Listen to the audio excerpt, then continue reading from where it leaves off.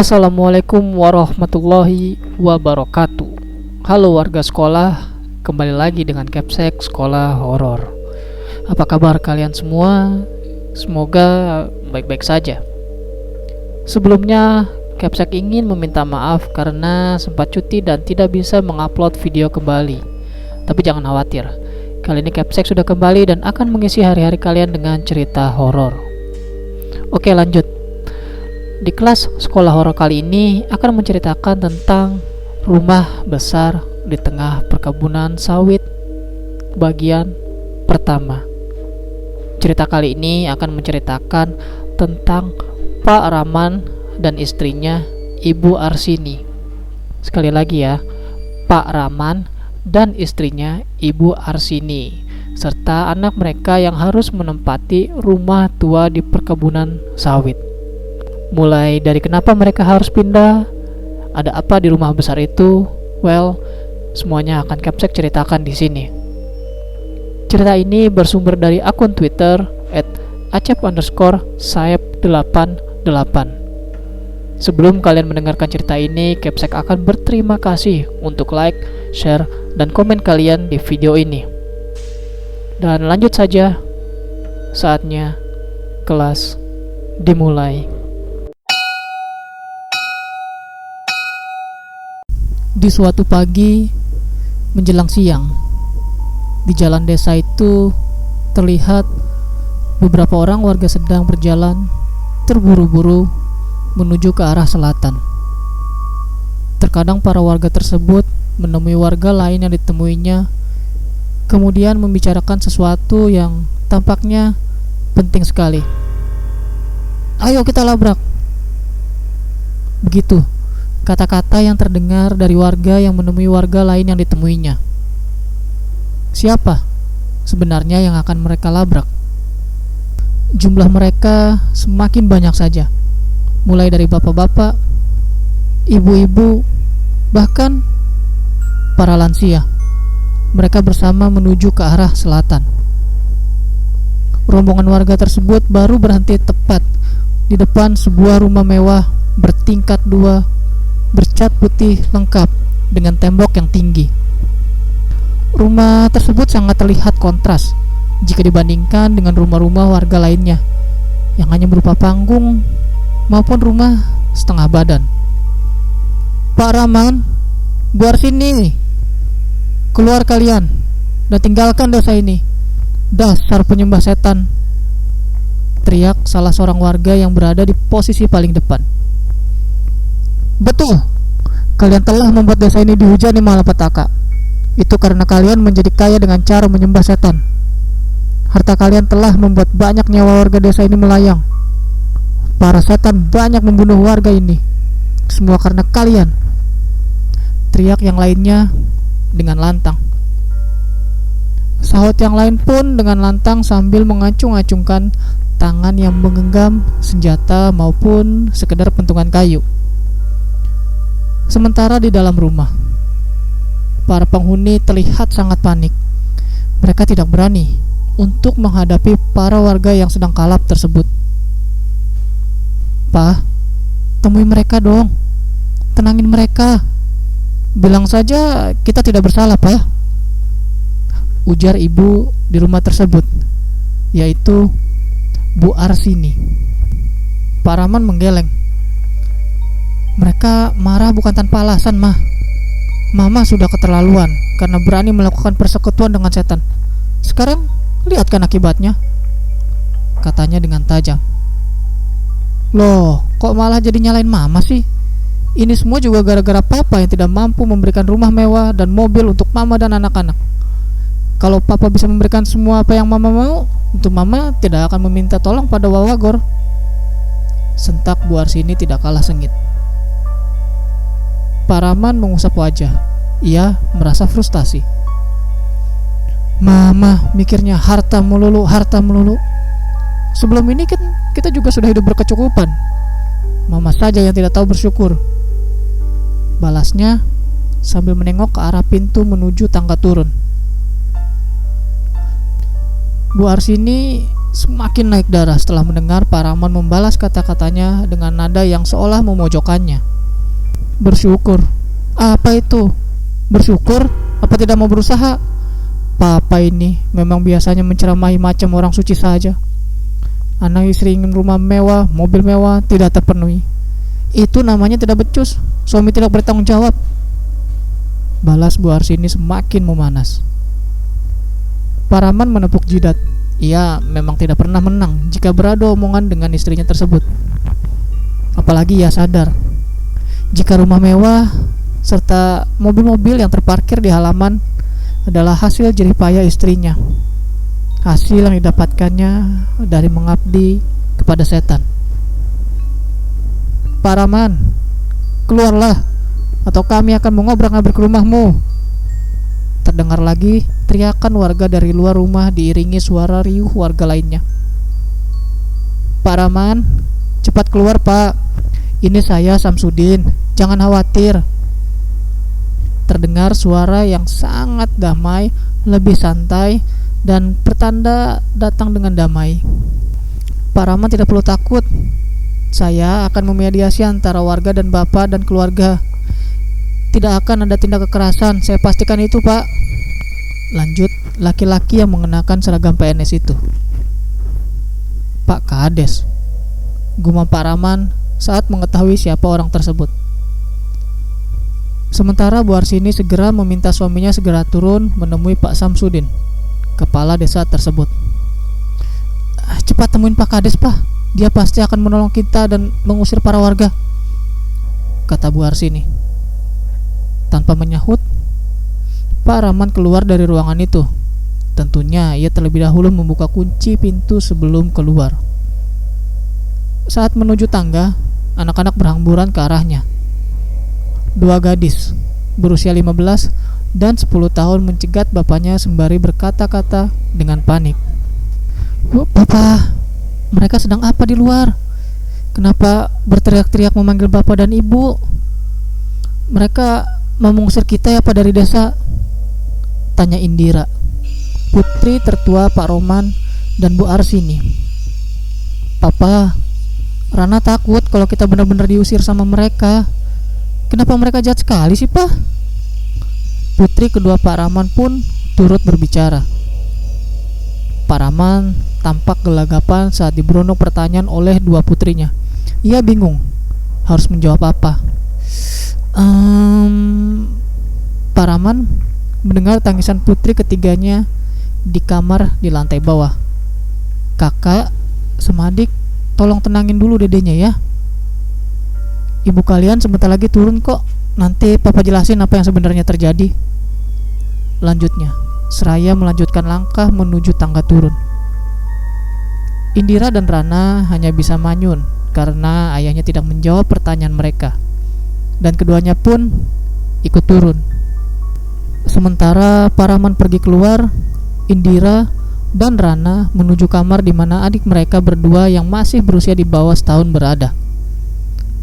Dede Mira, diam ya, kakak akan seduhkan susu dulu ya, ujar Indira, kemudian berlalu meninggalkan Rana yang sedang berusaha menenangkan adiknya, yaitu Mira. Tak lama, Bu Arsini muncul dengan mimik wajah yang sangat tidak bersahabat. Tampaknya ia sedang frustasi. Terbukti, saat mendengar tangisan anaknya yang masih bayi, amarahnya pun lantas meledak. Bisa diam tidak sih? Baik kok ikut-ikutan bikin saya marah. Mau mama banting ah? Sentaknya kepada Mira yang jelas-jelas belum mengerti kata-kata. Mama, jangan bentak Dede Mira begitu dong. Dede Mira masih bayi, tidak pantas dibentak-bentak. Rana yang merasa apa yang dilakukan ibunya salah lantas protes. Diam kamu, anak ingusan tahu apa soal bayi? Bentak Bu Arsini kembali membuat Rana merengek ketakutan. Indira tampak muncul membawakan botol dot yang sedianya akan ia berikan kepada Mira. Namun Bu Arsini malah menghadangnya. Biarkan dia mati, mama pusing mendengar tangisannya. Nangis terus, mati saja sekalian, serapahnya dengan kasar. Indira hanya berdiri mematung. Ia tidak berani membantah perkataan ibunya. Namun Hatinya merasa berat untuk meninggalkan Mira yang kelaparan karena dibiarkan telantar oleh orang yang seharusnya menyayanginya. Hingga tangisan Mira pun semakin keras saja. Bu Arsini yang sedang kalap melayangkan tamparannya ke arah putrinya yang masih bayi itu. "Hentikan itu, Mah. Apa-apaan ini? Mau membunuh anak kita? Benar-benar keterlaluan." Pak Rahman muncul kemudian menangkap tangan Bu Arsini. "Mulai sekarang kita tinggalkan rumah ini. Hanya kita berempat. Mira akan Papa titipkan ke Pak Kades. Ini mendadak Papa lakukan setelah melihat Mama hendak memukulnya. Ingat, tak ada yang protes. Ayo kita pergi." Lanjutnya seraya menyeret Bu Arsini. "Papa, Mama, kalian mau kemana?" Indira dan Rana serentak menyusul kedua orang tuanya sambil memanggil-manggil. Hari itu juga, setelah Pak Rahman menemui Pak Samsudin, disepakatilah bahwa Pak Rahman dan keluarganya harus meninggalkan desa. Namun, opsi menitipkan Mira kepada Pak Kades merupakan opsi dadakan akibat Bu Arsini tertangkap basah hendak menganiaya putrinya tersebut. Dengan demikian, pergilah Pak Rahman bersama Bu Arsini, Indira, dan Rana dengan menaiki sebuah van berwarna biru, meninggalkan desa dan juga putri bungsunya. Tujuan Pak Rahman tidak lain tidak bukan adalah suatu wilayah yang jauh dari orang banyak. Sementara Pak Samsudin bersama warga memasuki area rumah Pak Rahman untuk mencari keberadaan Mira. Suara tangis bayi tersebut terdengar menyayat hati. Siapa yang tak pilu mendengarnya? Di dalam rumah itu, Pak Samsudin bersama sebagian warga memeriksa rumah tersebut. Kemudian terpaku saat mendengar suara kretek-kretek dari dinding rumah tersebut. "Kenapa dindingnya bunyi gini ya, Pak?" ujar salah seorang warga seraya celingukan. Tak lama kemudian mereka menyaksikan salah satu bidang dinding mereka dan cepat menyerpikan pasir bercampur semen. "Oh, tidak. Rumah ini akan segera runtuh. Kita harus segera menemukan bayi itu, Pak," ucap Pak Samsudin seraya berlari ke arah sumber suara tangisan Mira. Setelah menemukan Mira di salah satu kamar di lantai bawah, Pak Samsudin bersama para warga segera keluar dari rumah Pak Rahman. Suara kretek-kretek tembok rumah Pak Rahman semakin keras, terdengar bahkan sampai ramai, menandakan seluruh tembok akan segera runtuh. "Apa yang terjadi dengan rumah ini? Kenapa bisa begini?" ucap seorang warga yang merasa kaget melihat kejadian tersebut. Kretek-kretek tembok rumah Pak Rahman kemudian disusul dengan runtuhnya salah satu bidang tembok, yang selanjutnya tembok lain menyusul. Tiang penyangga yang terhubung dengan fondasi juga turut runtuh, menyisakan tulang-tulang besi yang melengkung bahkan patah. Hanya dalam hitungan menit, rumah mewah bertingkat itu hancur, tinggal reruntuhan rata dengan tanah. Semua orang yang menyaksikan kejadian itu merasa sangat kaget. Mereka berulang-ulang mengucap istighfar. Rumah dari hasil bersekutu dengan iblis, nasib akhirnya ternyata begini, hancur dalam sekejap, ucap warga lainnya. Sebaiknya bapak-bapak dan ibu-ibu kembali ke rumah masing-masing.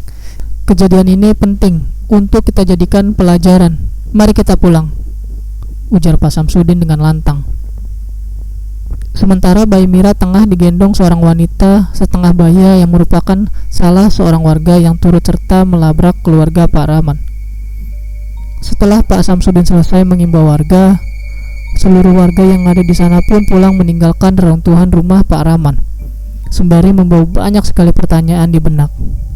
Sementara itu, Pak Rahman kemudian mengemudikan vannya melewati jalur berkelok-kelok dan menanjak di tengah hutan lebat. Semakin jauh melaju, van yang dikemudikannya pun mencapai suatu perkebunan sawit.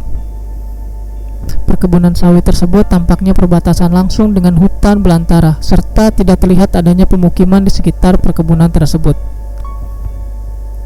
Memasuki perkebunan sawit, Pak Rahman membelokkan mobilnya ke arah kanan tepat ke jalur yang hanya dapat dilalui satu mobil. Awalnya jalur tersebut beraspal mulus, namun semakin ke dalam jalurnya semakin rusak. Hal itu membuat gusar Bu Arsini dan kedua putrinya. Kita sebenarnya mau kemana sih, Pak? Kok Papa menyetirnya melewati jalan kayak begini sih? Bu Arsini bertanya dengan gusar. Ke rumah baru, Mah. Sesampainya di sana, Papa akan menceritakan semuanya kepada Mama. Rumah baru di tengah perkebunan sawit kayak gini, Pak? Bu Arsini penasaran. Nanti Mama akan tahu setelah sampai di sana. Kita baru setengah jalan. Mungkin maghrib kita baru sampai. Tugas Pak Rahman membuat Bu Arsini, Indira, dan Rana terkesiap. Berarti jauh banget dong, Pak. Bagaimana kalau bensinnya tidak cukup? Indira berkata dengan nada khawatir. Tenang saja, kakak tidak perlu khawatir. Kita tidak akan kehabisan bensin sampai tiba di sana. Tugas Pak Rahman yakin. Pak, Rana jadi kepikiran Mira. Kasihan dia kita tinggalkan sendirian di rumah, kata Rana membuat Pak Rahman mengurut dada. Perasaannya seperti diaduk-aduk. Ia merasa menyesal karena memutuskan untuk meninggalkan Mira di desa dan menitipkannya pada orang lain. Meski demikian, ia yakin bahwa itu harus dilakukannya demi keselamatan putri bungsunya tersebut. Entah karena apa, ia berfirasat jika mengungsi ke rumah di daerah terpencil yang saat ini sedang ditujunya akan menjadi akhir dari keluarganya. Namun ia memilih tidak mempercayai firasat itu. Baginya yang terpenting adalah menjauhkan istrinya dari keramaian agar tidak ada lagi korban berjatuhan. Meskipun nyawanya, bahkan kedua putrinya menjadi taruhannya. Awas, Pak! Teriak Indira dan Rana membuat lamunan Pak Rahman buyar. Ia tersentak kaget lantas menginjak pedal rem. Ia melotot ke arah depan mobil di mana terdapat sebuah cekungan berdiameter 3 meter berisi kubangan berlumpur. Hal yang membuat Pak Rahman melotot adalah dengan adanya seonggok tulang belulang manusia dalam kondisi terikat di sebatang pohon mati di pinggir cekungan itu. Astaga, Papa salah jalan. Seharusnya kita tidak kemari. Papa akan memutar balik. Seharusnya tadi belok kanan, kata Pak Rahman setengah bergumam seraya mengundurkan mobilnya untuk memutar balik. Selanjutnya, mobil pun meninggalkan cekungan berisi lumpur tersebut. Memangnya tadi itu tempat apa sih, Pak? Kok ada kerangka yang ada di ruang lab sekolah Rana? Tanya Rana merasa penasaran. Pak Rahman menghela nafas. Itu hanya bekas anak-anak bermain. Kerangka itu juga memang asalnya dari lab sekolahan yang dibawa ke sana. Tugasnya berbohong. Buat apa Pak anak-anak membawa kerangka itu ke sana, Pak? Seperti tidak ada mainan lain saja, kata Rana kembali bertanya. Rana, kamu sebaiknya diam ya, jangan banyak bicara. Kamu seharusnya tahu kita sedang berada di mana. Sentak Bu Arsini membuat Rana merungkut ketakutan. Tidak perlu kasar begitu sama Rana, Mah. Rana masih muda, ingin banyak tahu. Timpal Pak Rahman membela putri keduanya itu. Banyak ingin tahu boleh, tapi harus tahu tempat dong. Bu Arsini mengelak. Kau memang bukan pengayom yang baik buat anak-anak, ucap Pak Rahman sembari fokus menyetir. Benar apa yang telah dikatakan oleh Pak Rahman. Saat maghrib tiba, mereka pun tiba di depan sebuah rumah tua yang cukup besar. Rumah tersebut bergaya Eropa, lengkap dengan ornamen-ornamen khasnya. Rumah itu bercat kuning dan telah pudar, serta beberapa bagian telah berlumut. Rumah ini tidak seutuhnya dikelilingi pepohonan sawit. Ada beberapa batang yang tidak terlalu tinggi di sekitar rumah tersebut. Jalan yang hanya muat satu mobil di depan rumah pun kondisinya sudah sangat rusak. Bahkan jika dilihat-lihat, awalnya jalan tersebut dulunya hanya di batu saja, kemudian rusak seiring waktu berjalan. Ditambah dulunya sering dilewati kendaraan pengangkut sawit.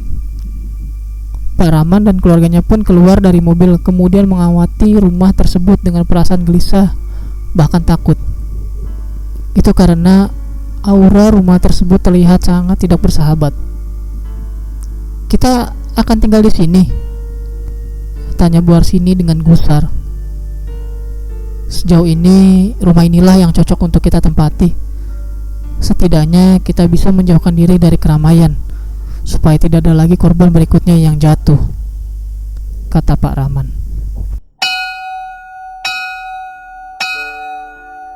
Itu dia cerita mengenai rumah besar di tengah perkebunan sawit bagian pertama. Jadi Pak Rahman beserta keluarganya harus pindah karena mereka diusir warga kampung mereka tinggal.